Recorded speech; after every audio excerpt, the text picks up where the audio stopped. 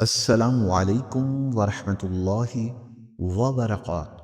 دوستو، سب سے پہلے اللہ تبارک و تعالی کی ذات مبارکہ کا شکر ادا کر لیں کہ اس نے ایک بار پھر ہماری زندگی میں رمضان المبارک نصیب فرما دیا۔ دوستو، آج آپ سے ایک چھوٹی سی پیاری سی ویڈیو میں ایک بہت زیادہ عمدہ وظیفہ بتانے جا رہا ہوں۔ ویڈیو انتہائی مختصر ہے، کوشش یہی ہے کہ آپ لوگوں کا فائدہ ہو سکے۔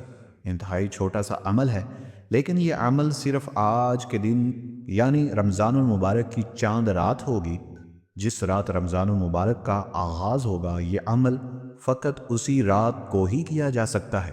اگر اس کے فائدے کی بات کریں تو اللہ تبارک و تعالی اس عمل کے صدقے آپ کے رزق میں بے پناہ اضافہ فرما دیں گے، اور آپ کو رزق ایسی جگہ سے عطا کیا جائے گا جہاں سے آپ کو کبھی گمان بھی نہ ہوگا۔ اب وظیفے کی جانب چلتے ہیں۔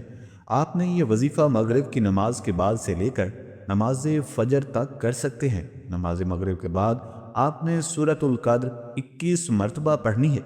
سورۃ القدر پڑھنے کے بعد آپ نے اللہ تبارک و تعالی کے حضور آجی اور ان کے ساری کے ساتھ رزق کے لیے دعا کرنی ہے۔ انشاءاللہ آپ ہمیں اپنی دعاؤں میں یاد رکھیں گے۔